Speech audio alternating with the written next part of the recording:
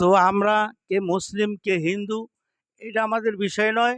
আমাদের স্লোগান হবে একটা, আমরা বাঙালি জাতি। কি বলেন? আমরা জাতে বাঙালি।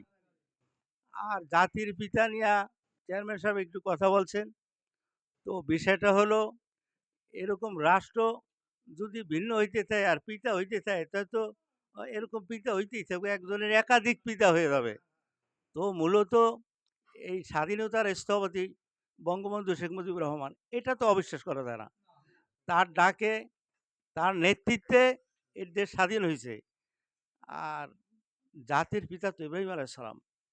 তো সকল জাতি ধর্ম নির্বিশেষে সকলেই একমত। ওখান থেকে আস্তে আস্তে আমাদের ধর্মীয় লোকগুলোর আস্তে বিভাজন হয়েছে, ভাগ হয়েছে।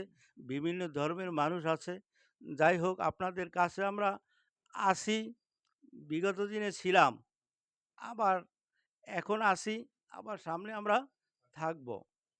তো যাই হোক, নিজের আদর্শ দিয়া মানুষকে গড়তে হবে। আমরা যদি আপনাদের সাথে ভালো ব্যবহার করি, আপনারা যদি আমাদের সাথে ভালো ব্যবহার করেন, তো এটাই আমাদের বাঙালির পরিচয়। তো দলমত নির্বিশেষে কে আলেম, কে ওলামা, কে হুজুর, কে পাদ্রী, কে নাগরি, এটা বিষয় নয়। আমরা সকলেই বাঙালি এবং আমরা এই দেশ স্বাধীন করেছি পশ্চিমা হানাদার বাহিনীর শোষণ থেকে। স্বাধীন করেছি শান্তিতে থাকার জন্য। আসলে আমরা স্বাধীনের পর হইতে এই পর্যন্ত বলেন আপনারা, আমরা শান্তি পাইছি কেউ? হিন্দু কি